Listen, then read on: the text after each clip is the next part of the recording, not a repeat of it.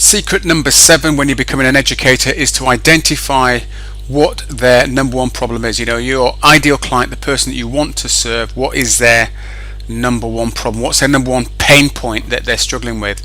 And in my sector, it's pretty straightforward and easy. Typically, it's they don't like the way they look. Which then leads on to the fact they don't like the way they feel about the body, which then leads on to the fact they don't like the way they feel about themselves, and then it goes into they don't like the fact they haven't got any self-esteem and self-confidence. So it's kind of like a snowball.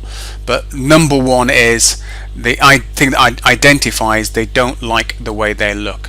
So anything I'm going to educate on is going to be around that topic, you know, and I might come at it from different angles. Typically I'll come at it from mindset, I'll come at it from diet, I'll come at it from an exercise point of view. But that's the number one problem that I've identified with my target audience. And this is a lady, Caroline, who went from 17 stone 6 I think it was, and took off about just over 6 stone in weight, became a half decent runner, I would say, Race for Life, and there's her and I posing, photo shoot, hitting the boxing mitts.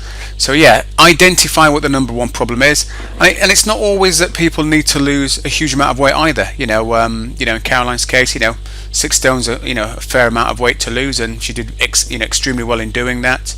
Another client here, Katie, who you can see on the far left, doesn't look particularly overweight, to be honest. Took off just under, believe it or not, just under 3 stone. So I think the way she dressed kind of covered a few things up possibly, but went on and achieved a medal, finished 3rd in a competition called Miss Galaxy.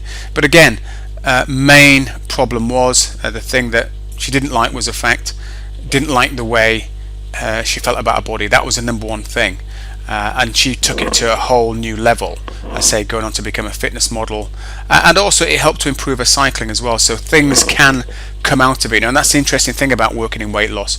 Once you've identified and you've helped them address that main problem that they've got, then they can go on and do so many other things as a result of cracking that.